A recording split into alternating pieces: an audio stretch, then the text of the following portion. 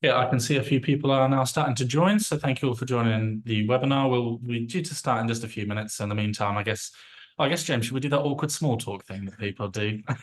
Yes, shall we indeed? Morning, everyone. Hope you're all okay today. Kind of bright and early start. Yeah, no, it's I'm sure where everyone's exactly based, but it's been absolutely freezing here today at the moment. Absolutely freezing. Oh, this is gonna be the most British way I think we've ever started a webinar, James. Just talking about the weather.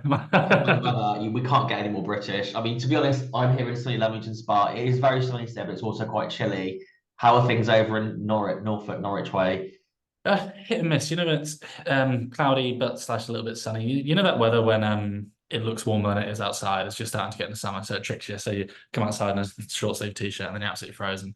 Yeah, we're kind of in that in between stage at the moment there. Yeah, very, very fair. If anyone else is joining us, please do let us know what the weather is like where you're from in the chat. I can see we've got a few people attending already, so feel free to let us know.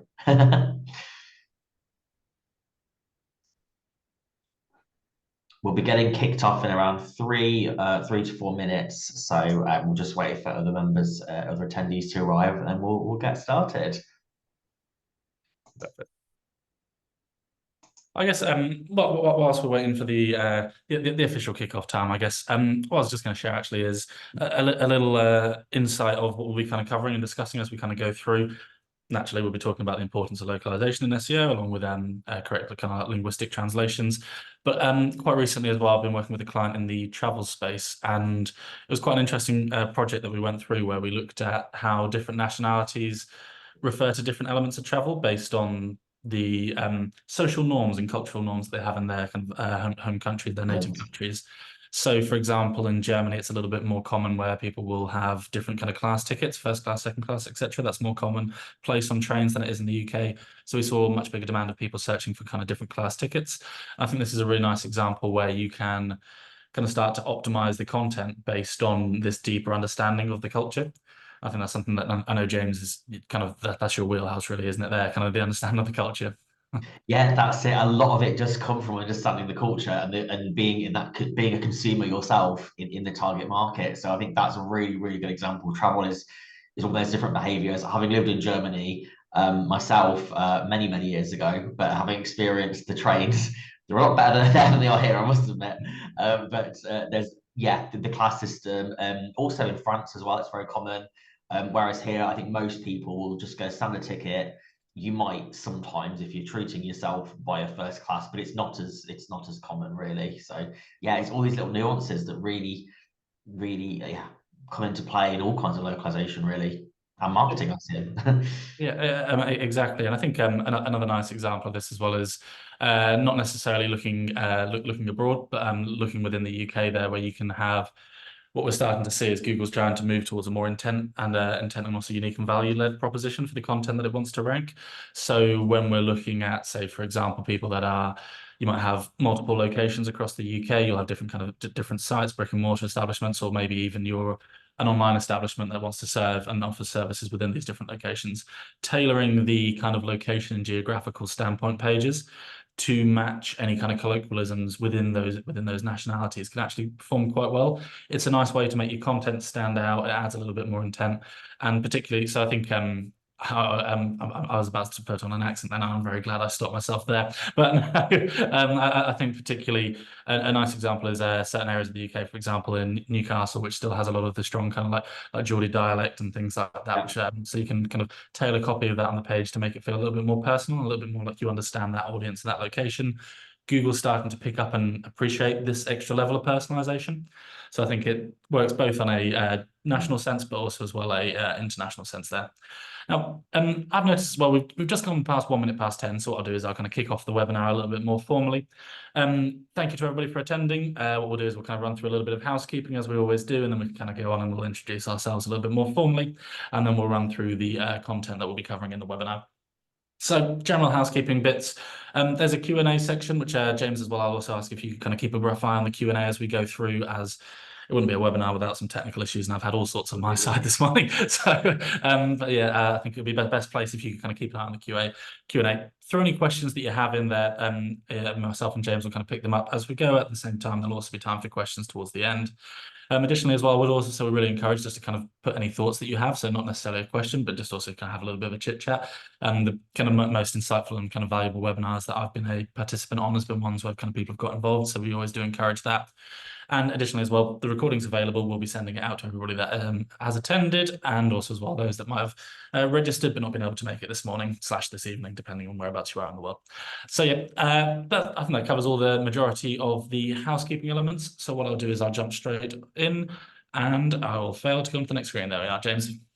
Brilliant. Thank you very much, Jacob, for that excellent introduction to today's webinar. We've got a very speedy but effective 30 minutes coming up for you, so I won't spend too long introducing myself.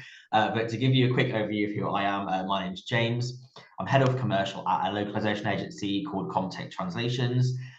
We've been in the business for over 40 years, and a lot of the work we do is supporting brands and agencies with international communication and how to communicate effectively in over 250 languages. And helping them to navigate, of course, as Jacob's already touched on, the challenges of different cultures. I've been in the industry for 12 years myself, and I think a lot of my work I do is working with marketing teams and agencies to help them localize content for every channel available. And I think it's really exciting that we're here to shine a spotlight on SEO today, international SEO in particular. We work with Fountain Partnership very closely as a partner. So without further ado, I will introduce Jacob to, I'll allow Jacob to introduce himself and tell you a bit about Fountain. Yeah, of course. Yep. So yeah, my name is Jacob. I'm one of the SEO consultants at Fountain Partnership. We're a marketing agency predominantly based in the UK, serving a variety of clients kind of across the world, really. Myself personally, I've got 8 years experience working in SEO, with the vast majority of that being specialized in both local and also international. So it's kind of a two different sides of the pond, but a lot of the time the tactics kind of often it's the part of SEO that interests me the most, really, is I want to be able to understand how to make something work in a specific kind of demographic, or specific location. Additionally, as well, a little bit kind of more on a personal side, is I do have a small background in consumer psychology there as well. So it's a personal hobby, so to speak, of mine. I've kind of kept staying up to date, and I think it's this extra level of psychological kind of and consumer psychology understanding that kind of helps with this localization and understanding the cultural nuances and colloquialisms, etc. Absolutely. To kind of run through the agenda today and give a bit of a brief summary of the webinar as a whole, essentially, today we're going to be talking about localized SEO with a predominant of a focus on that international side, but from time to time, I will also be throwing in some bits on the kind of more traditional local SEO, where we'll kind of be talking about, say, in a single country and ranking within specific locations within that country. But as I said, the vast majority of the focus there is going to be more on the international element, and also as well understanding the users across the globe. To kick this off, we'll kind of have a quick run through kind of covering just a brief summary of SEO. We won't spend too much time on this, and then also as well the importance of localized SEO. Then I'm going to hand over to James, who's going to get myself, and we're going to kind of talk through the best practice for kind of local SEO keyword research. We're then going to look at kind of selecting the most suitable linguist to make sure that everything's being done as thoroughly and effectively as it can. And then finally, as well, we'll kind of focus on a little bit of a collaboration between SEO and localization agencies. So with SEO, we're not specifically talking about SEO agencies there. This can also as well be someone in-house. It's just about collaboration of SEO as a discipline as a whole with people that are kind of a localization linguistic agency that's able to translate and help you better understand your markets. So what I'll do is I'll kick straight off with the importance of SEO. As I said, we won't be spending a huge amount of time on this section. Predominantly, and if you do have any kind of questions, wider questions about SEO, please do kind of throw them in the chat. But we're going to be operating on SEO is very valuable, and a lot of people, I think, at the current stage understand the core premise of it, which is obviously tailoring your website, tailoring your content offering to help it rank better on Google. Just a kind of few quick stats there as well is that 78% of people trust brands that have a more strong presence on Google than those that don't appear consistently. Additionally, as well, I would kind of add an addition to this, which is one thing that we are seeing in SEO is this kind of brand presence, and is really helping improve brand recall across the different clients that we work on, but also two as well, really helping kind of improve if you're basically apologies for over my words there. No, the age-old kind of tried and tested SEO tactics, such as kind of keywords and keyword optimization, a few bits of different technical site speed, etc., etc., are bit by bit slowly being phased out, so to speak, with more of an intent-based ranking strategy of making sure that you truly understand your audience, and also as well your audience understand the value that you're providing them. And this is something that we're going to come on to a little bit more depth in a little bit. And again, this is all kind of ties into that wider brand offering. And additionally as well, if you're ranking at the top, you're more trustworthy than someone that, say, for example, might have seen that you have on social or heard your name in passing, and then they go to search for you and they can't quite remember the brand name, so they kind of search generally for your service. If you don't appear, then you lose that trust. Also as well, 60% of marketers say that traffic drives their highest quality source of leads, and also as well traffic when it comes from SEO there. Again, nothing, the stat kind of speaks for itself. I'm sure I'm not saying anything kind of particularly new to anybody that's kind of listening in on the webinar at the moment. High value traffic, good for the brand, is kind of the brief summary of kind of the importance of SEO there. One thing I also wanted to pay attention to is the highlighted part of this extract from a study, which is where it kind of ties into what I was saying earlier, that users' decisions are typically strongly biased towards links in a higher position. Additionally, as well, I kind of advise you kind of go and read into the study in a little bit more depth. We kind of got a brief bit about it in the bottom right there. What's quite interesting as well is they found that, say, for example, if someone can't quite find the exact answer to what they need, and maybe, for example, it's an e-commerce setting and you've got someone that's opening 3-4 different tabs to compare their options, they are more likely to go back to the people that ranked first, regardless. So when they open up all these different tabs and they're like comparing different options, different websites and things like that, they are more likely to gravitate back to the people that ranked first, just as a little bit of subconscious bias there. So again, ranking first, it helps out with a variety of different ways, as I'm sure we're all aware. And typically, as I said, it's all about basically improving that trust. And part of that improving that trust means that you're going to have the correct language, the correct kind of like localization on your website. So moving on, why does localized SEO matter? What I've got here at the moment is actually an extract from Google's internal training documentation. So this was published as, I believe actually Google were actually in the process of a lawsuit, and as such had to publish a few of their internal training documentations. So being the nosy people that we are, we kind of dived in and had a little read.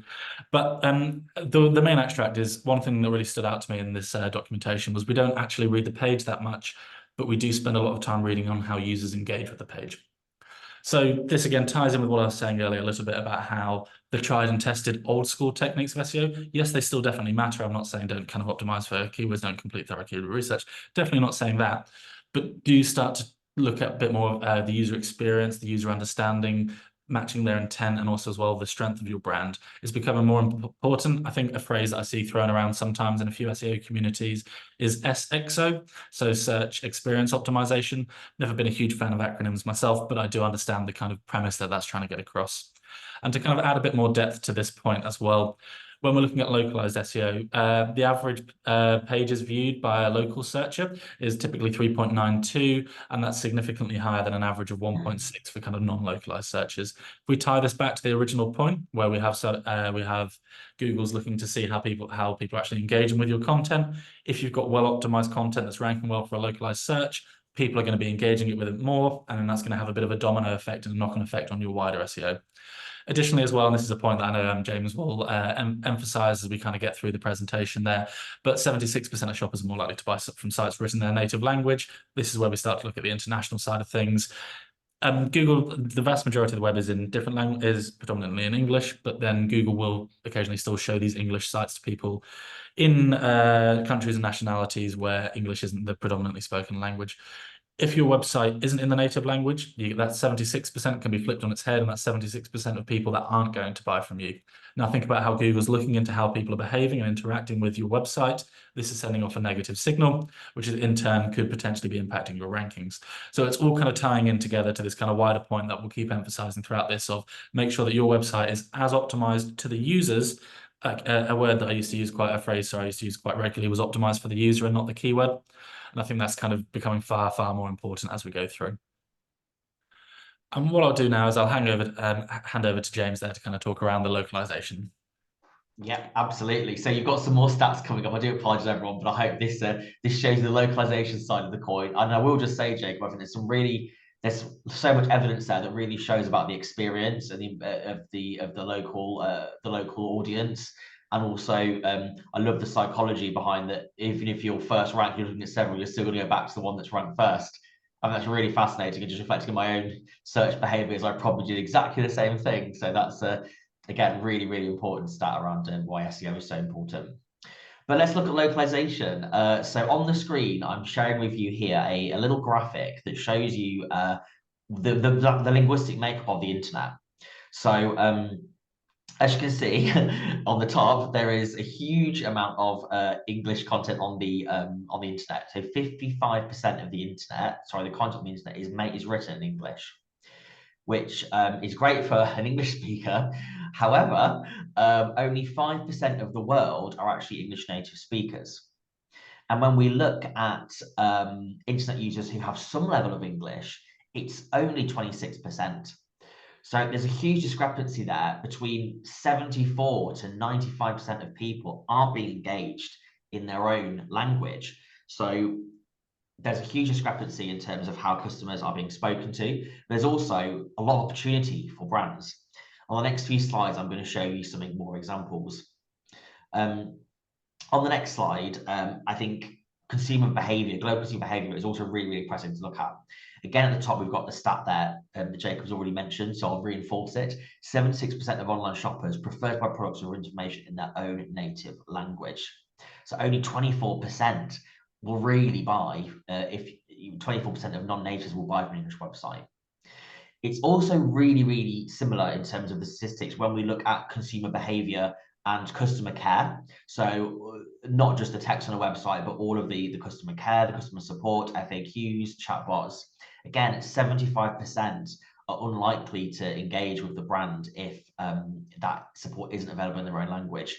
So by not localizing, brands are not meeting consumer needs. But on the next couple of slides, there are some good stuff that show you, there are some really good stats here that show you what you can do if you do localize. So localizing your website, first of all, obviously big part of SEO. CSA research reports sales increases of approximately 66% if you localize your website.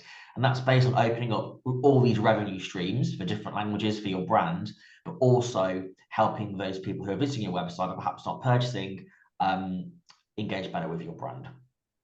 I've also got the next slide. Sorry, James. I just wanted to emphasize kind of how valuable of a point this is, particularly. So James discussed it from kind of that end conversion sales perspective there, but to jump back in with the kind of previous example that I mentioned around within the travel industry, where they had kind of localized for different colloquialisms of different regional dialects across the UK. That website that we were looking at was kind of a relatively young website in the state of the industry, and it's kind of exploded in organic rankings for these different localized areas. On a global sense, it's still not competing there, but they've understood actually we don't need to compete on this global sense, because when we're competing on the local sense where our customers are speaking to them directly, we're getting this increase in sales and conversion rate. So we don't need to invest endless resources to try and compete in the apps, in the top of the top, so to speak. What we can do is we can talk to our users in the locations that they are, how they talk, and then that's going to lead to that high conversion rate, and it's also helped our SEO performance.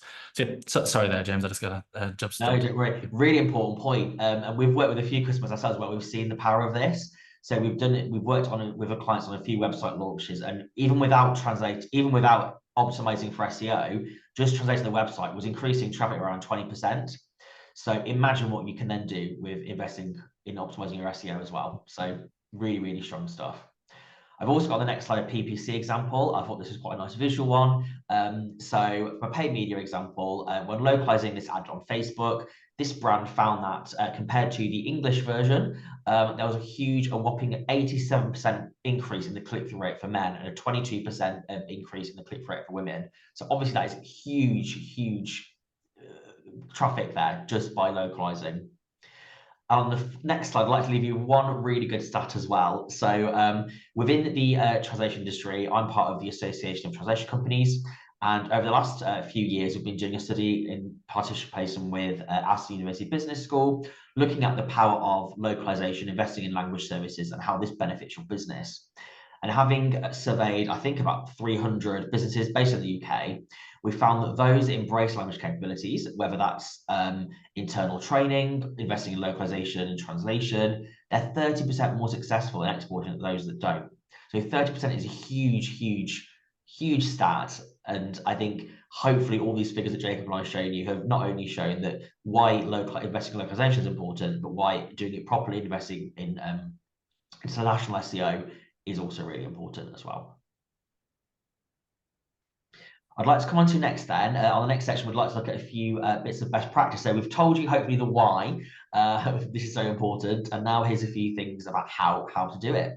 So I'm going to kick things off from a localization perspective. And we work with lots of brands, both agencies and internal SEO teams, to support them with local SEO.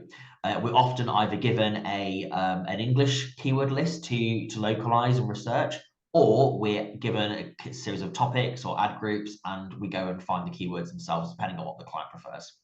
But I think a really key point here is around collaboration and support between the localization team and the SEO team, wherever, as Jacob said earlier, wherever they're based, whether an agency or in-house. One thing we like to do is make sure we are sharing as many insights as possible. We recognize that our clients have come to us because they don't necessarily speak the language.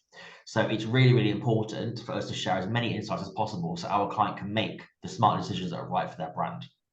So whenever we're doing SEO keyword research in a local language, there are things we deliver, we share every single deliverable. So first of all, alongside the keywords we find, we've got to give them monthly search volumes. Our clients want to know how much that keyword is ranking, so how they can prioritize it. It's also really important to give multiple options. So in English, there might be one fixed word for a term, but speaking a few languages myself, I know very well from translating that in France or Spain or other languages, there could be 3 or 4 different versions of saying the exact same thing. So vocabulary ranges massively depending language by language. So if there are multiple options that are searched in exactly the same way, it's important we're sharing those with our clients so they're aware.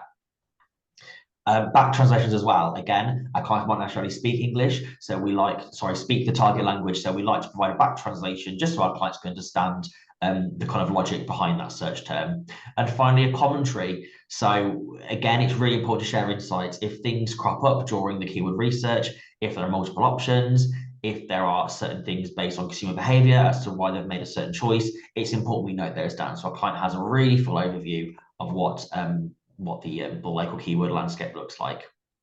And finally, point number 2 is all about feedback. It's really important, as I said, to work in collaboration.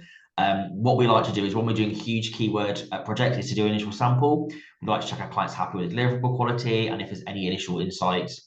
And it's also really important to get feedback from the SEO agency if we're working via an agency, but also the client's local team as well.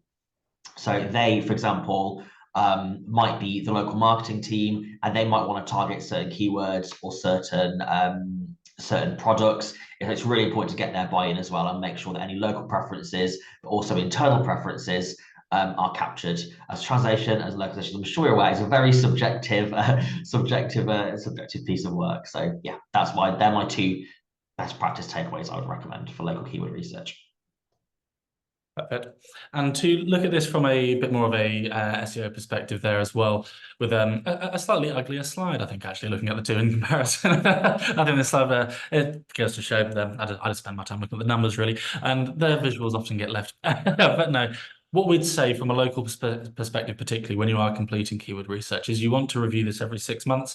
Typically, I know this is kind of a more general best practice, but I want to really emphasize the importance of this for local SEO. And particularly as well, to kind of use an analogy and kind of a real life example, what we've found recently is, particularly in the UK, where there's been over the last kind of 2 years or so, a much larger increase in the news and media of talking about cost of living crisis, etc., and finances are becoming a little bit more of a sensitive buying point for people. We've seen a much larger increase in local searches that are more long tail. So the long tail keywords will be the longer terms, where it will have 5, 6 different words within the search term as a whole. And what we're seeing is actually an increase in the trends and searches for people that are looking for these more price sensitive options. So cheaper, best version, or a nice alternative is the word alternative. That started to come up a lot more as people will be searching for alternative to X, alternative to Y, etc., etc. And particularly as well, when you combine this, because these are people that know that they need to buy, they're just looking for potentially a version that's going to fit them a little bit better at the moment. And if you then combine that with a strong local presence and a strong localized presence, then what you're doing is you're saying, look, we know that you need to buy this. You've got a really high transactional intent. These are the searches that are going to convert. We're seeing this as an upwards trend, so they're a little bit less difficult. Let's start targeting this now, and let's make sure that our offering is well localized to the users that are buying it, because then the conversion rate is going to be even higher. So yeah, reviewing it every 6 months really helps you kind of ensure that you're tracking these trends in search, but also as well, you can kind of keep an ear on the ground for kind of breakout terms. So breakout terms will be anything that traditionally might have been referred to as a zero search volume keyword, and then all of a sudden there's kind of like burst out, actually there's been a big spike in it. Maybe there was a few news articles around it or something like that. Or another nice example is how the kind of society can change with how it refers to different items and how it refers to different things. So you might find that actually all of a sudden there's specific products that are kind of becoming a little bit more of a household name with a slang term, so to speak. If you can basically keep reviewing this keyword research, you can stay up to date and you'll be able to kind of jump on these opportunities when they come. And additionally as well, I want to add another kind of benefit that working on with this kind of like local first approach really gives you, which is one, as I kind of mentioned, it helps you kind of rank for these more niche terms, which is a little bit of what I kind of discussed earlier with the kind of different changes in trends and breakout terms. But also as well, it gives you opportunities to showcase your USPs in a way that your competitors probably aren't doing. So when you work with a kind of localization agency and you really understand the market that you're targeting, you can turn around and you can showcase your USPs in a way that matters to the person that's reading it. For example, I mean, it's very much a layman's example, but it's an example that I've always enjoyed. When I was at university many years ago now, it feels like I was at the pub and the barman was kind of trying to shamelessly upsell some crisps to one of the more regular people in the pub. And the bloke kind of very simply said, yeah, well, it sounds all fancy, but why would I buy it? That doesn't sound very nice. And but then I watched him then also as well order a just more run. I think it was McCoy's steak and ale crisps. The fancy crisps that were trying to be upsold were also steak and ale. So if the person selling it had just come in with this, it's just a better version of steak and ale, then he could have probably upsold that pack of crisps. But yeah, again, so I was going down a bit of a rabbit hole tangent there with something that I hadn't prepared I was going to say either. Just a tidbit of life. But no, it's a nice example, I think, showcases one, the importance of understanding exactly who you're selling to, nothing new there, but also as well the importance of kind of doing it on this kind of like localized perspective when we start to take into account how you can demonstrate your USPs. You can use different elements of the language, different colloquialisms, and also different cultural nuances. It also as well opens you up. You'll be able to use the keyword research to understand, one, just the pain points that audience have, but also as well what their perceptions are if you dive into it a little bit deeper. So a nice example is, say, for imagine me and James were working with a client that's kind of got brick and mortar establishments across the country, say a restaurant chain or someone that's kind of in the kind of like pub or entertainment industry. So we're working with them and we're trying to understand exactly how is it that different people are searching across different parts of the UK. And within Scotland, we'll be able to understand that actually there's people that have clearly got this perception where they're looking for these kind of establishments that have more kind of indoor space, or maybe, for example, if it's in the Scottish Highlands, you're going to have people that are searching that are looking for the outdoor views because you'll have tourists that are going there. So we can work with James on that. We can understand exactly how they're searching, and then we can start to show off your USPs for these brick and mortar establishments based on the perceptions that people have of what they want to receive. Then as well, James, as I'm sure you'll say, we can kind of apply that across the globe as well, where we'll have the differences of it in Spain versus France, etc. Absolutely. Perfect. And I'll hand back over to yourself, James, to kind of talk through the linguists and the importance. Yep, fab. I'll also just say as well, your last point we've got, making sure the copy is really reflective of the experience. That's so important in translation. I think in any website setting or any marketing purchasing setting, you've got to speak to humans. So you need to make sure the copy is rich, the copy is accessible, the copy is engaging for the audience as well. So I really like that you referenced that point as well.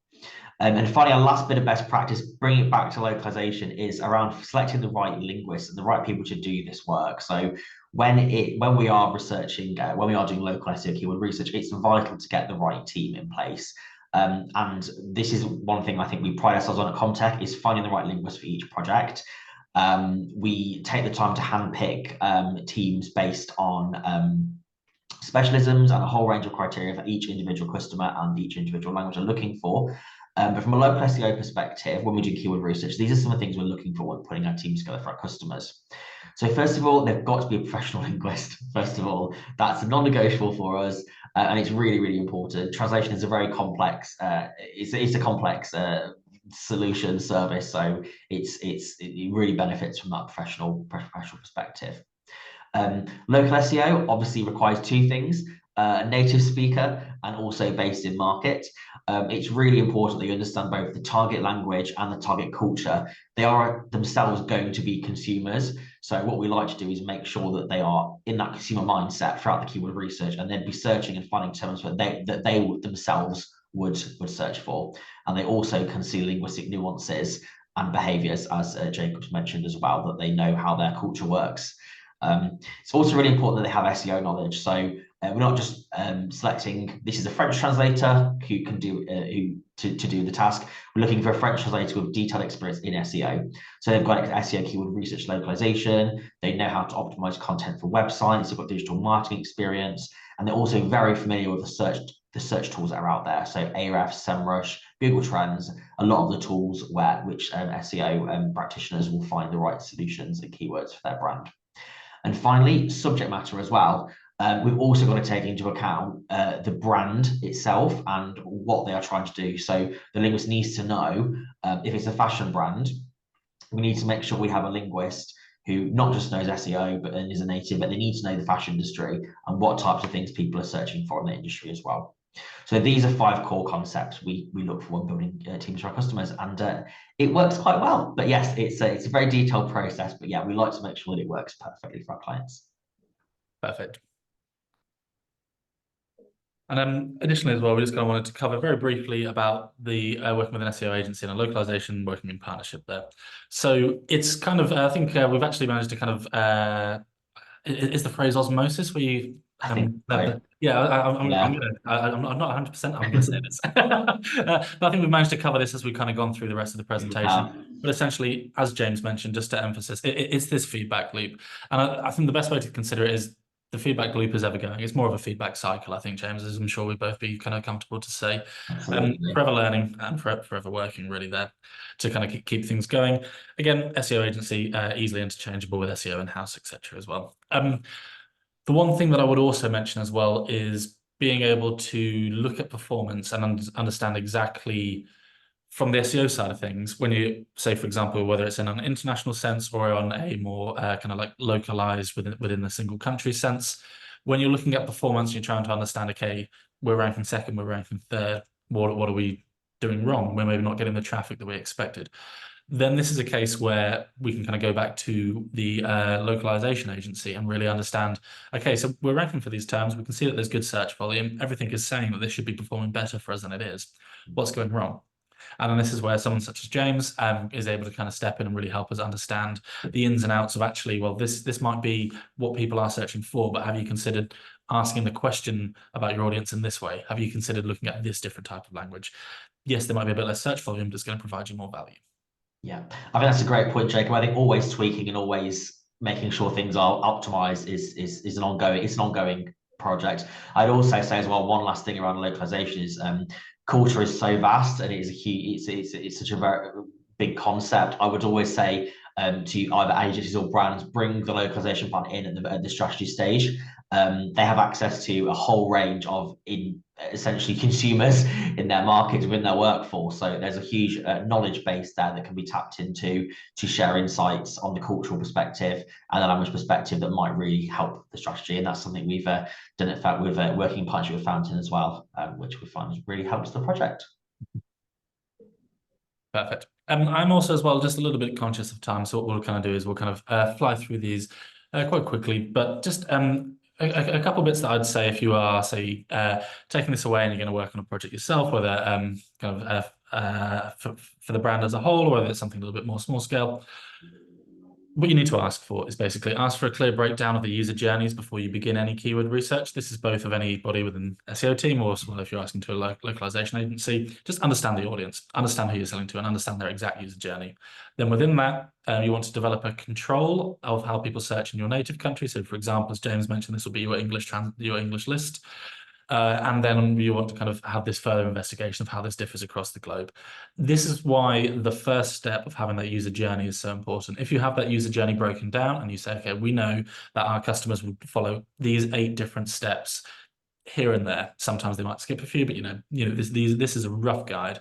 Then it means that when you have this control and you look at further investigation of how these keywords differ based on markets, language, etc., then you can understand, oh, actually, wait, at this step, is there a potential chance that they might not be searching for the product as plainly? And actually, for example, they might be looking more for the benefits of the product. So they might be looking more to solve that problem.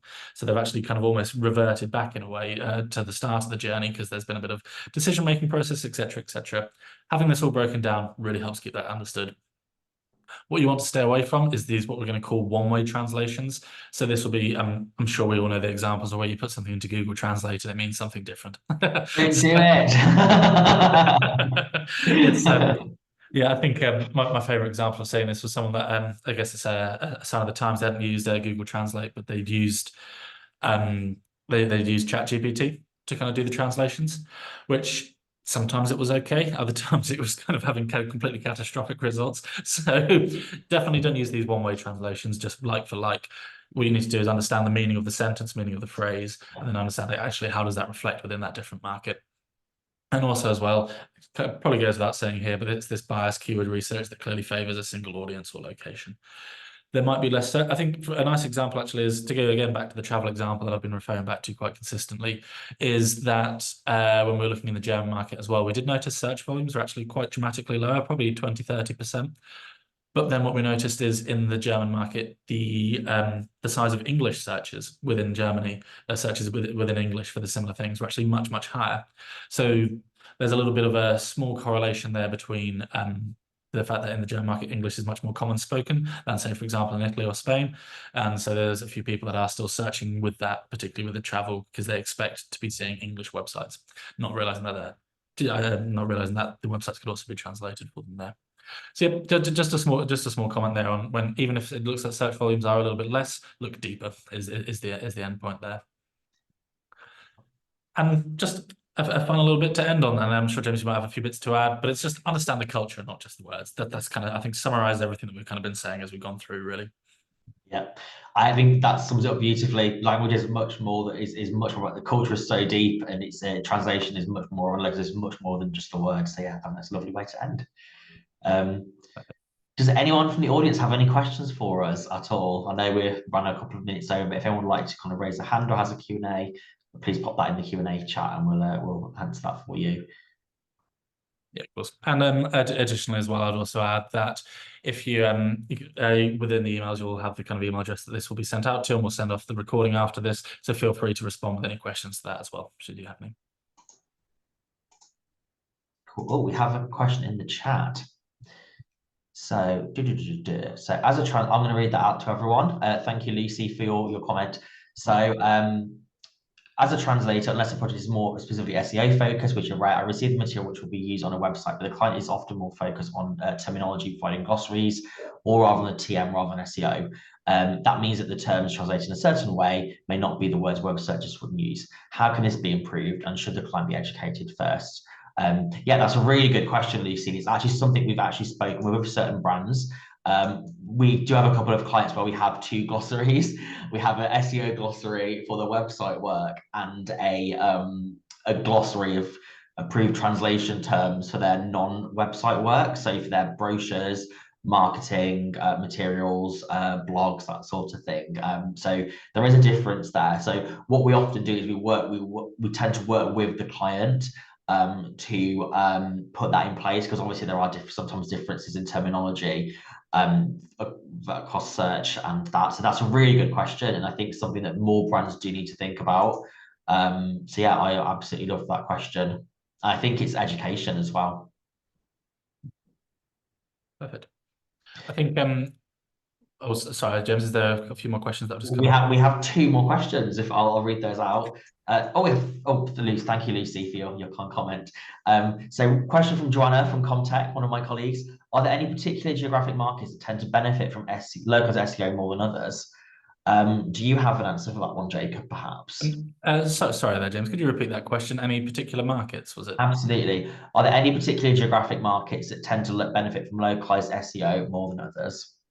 Yeah, so when we're talking about geographic markets there, I'd say as a whole, maybe if we were looking kind of 5, 10 years ago, there might have been a bit more of a clear answer to this. But I wouldn't say don't look at it, think of it from a geographic standpoint. Think of it instead from the industry or the users. I think that would be how I'd look at this question.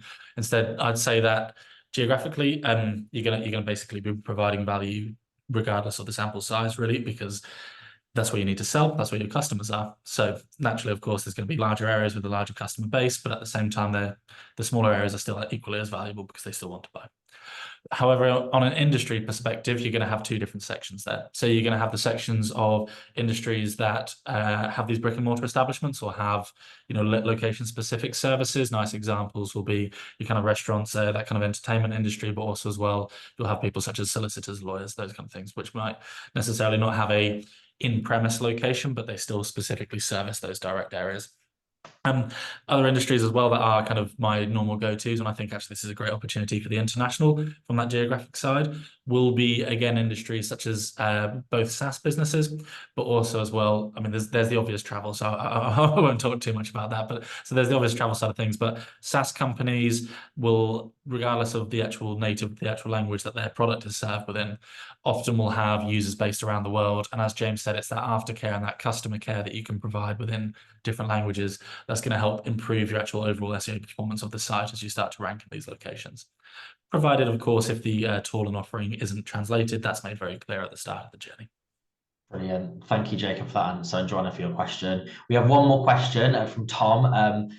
For localized landing pages, I would assume that you would also use local imagery to resonate with the target audience.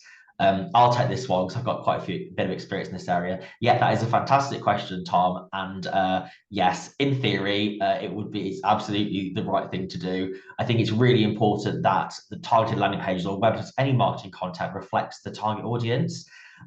We've had in the past, it's certainly something we offer in terms of cultural review, cultural audits of content. When we do website projects, also it comes with quite a lot in e-learning as well and marketing campaigns. It's certainly something that was offered a lot. And I think it goes back to the point I mentioned a few minutes ago, where bring in the localization company at the strategy stage.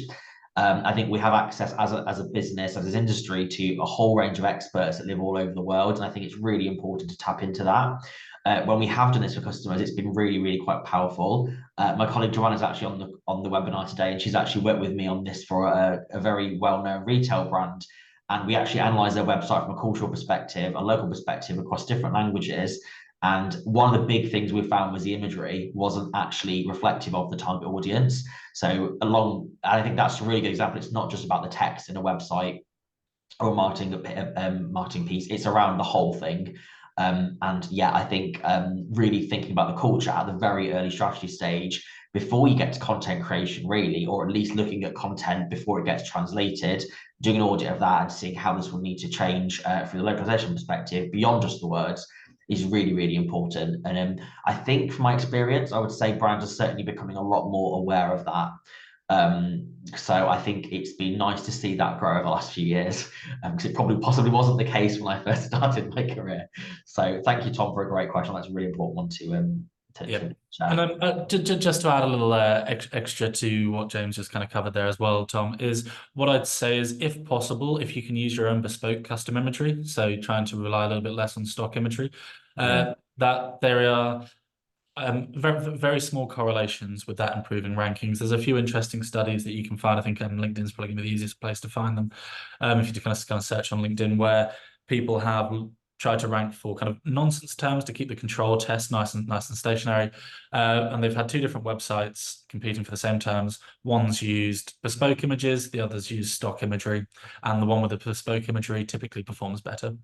So if we can use the bespoke imagery, and also as well, just to actually just kind of underline further what James was saying about understanding the audience, if we take the image that we have on the slide here for any questions, if you were, say, for example, selling to people with a Hull based an establishment based in Hull or Sheffield, this is clearly not Hull or Sheffield. So as much as I love those two cities, I don't think it has that quite beach palm tree vibes. So again, you're just going to be distracting yourself and further making yourself not feel personal and not feel kind of approachable as a brand. I can see that that's kind of the majority of questions that we've had come in through today. So what we'll do is call an unfortunate end to this webinar, but I'm sure me and James have spoken. We've got a few more detailed things in the pipeline that we can where we'll start to dive into what we've covered in quite a bit more depth. I actually think, James, this could become really quite a nice series. So this is the kind of I agree. kickoff I opener. 100% agree. But yeah, as I said, we'll send over the recording later today. If you've got any further questions, just reply to that, and we'll be able to kind of get into touch. Additionally, as well, thank you all for attending, and hopefully it's been really insightful. And thank you very much. Goodbye. Thank you, everyone. Take care. Bye.